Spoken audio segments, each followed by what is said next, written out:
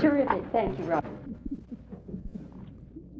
It's good to see you again. It's been a few years. It's nice to see you. To say how many years it's been. Well, it was, But we've gotten better, as my children yes, say. I like that line. I like that one. Tell me about Killer on Board. Patty, first of all, it's nice to see you again. It's been a few years. Thank you. It's good to see you. We were just reminiscing. It's about 10 years since we finished Valley of the Dolls. Yes, and we were on the set the final day of shooting, and That was the best part of it, the last day in the party. Patty, tell me about Killer on Board. It's a movie, television movie. Yes, it's a 2-hour world premiere, and it's about a disease that breaks out on this luxury liner. People are there for vacation, and all of a sudden people start dying of this disease. I suppose similar to the Legionnaire's disease. It is never, to my knowledge, diagnosed on the show. It is, however, brought under control. I shouldn't have told them that part. But at any rate, it is. And are you one of the victims of the disease? No, by my son. I'm a widow, and my sister, Howard, is sort of there to get over her last love affair, and she starts having another one with George Hamilton and Claude Aiken, the captain, and Murray Hamilton from Jaws 1 and 2, and Beatrice Straight, the Academy Award winner this year, and William Daniels is a wonderful actor, and his wife, Bonnie Bartlett, actually play husband and wife, and oh dear, I hope I haven't left anyone out. I said George Hamilton, Claude Aiken.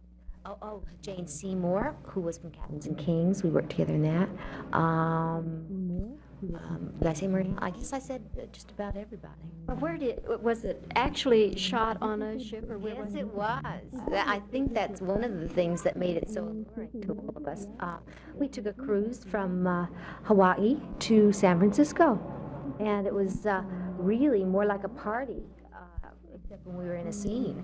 I bet that was one that nobody turned down. The minute the agent called, everybody said, "Sign me up." Funny you should mention it. My agent called and said, will you do? I said, I told you I never want to do another disaster movie. I've had it with disaster movies. I'm always screaming and crying. No more, no more, no more.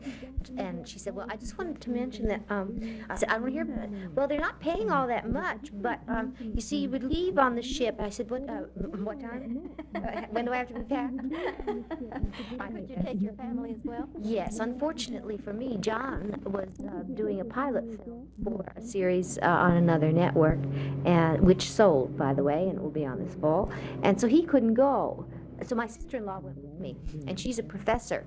And now she keeps calling up and saying, and she was an extra in the movie, and she keeps calling up and saying, when is my movie going to be on? Bitten by corrupted her. Patty, you've been an actress all your life. 23 of 30 years. And some people cope with it so well when they start that young, and other people just don't. And why is that? Do you have any ideas on it?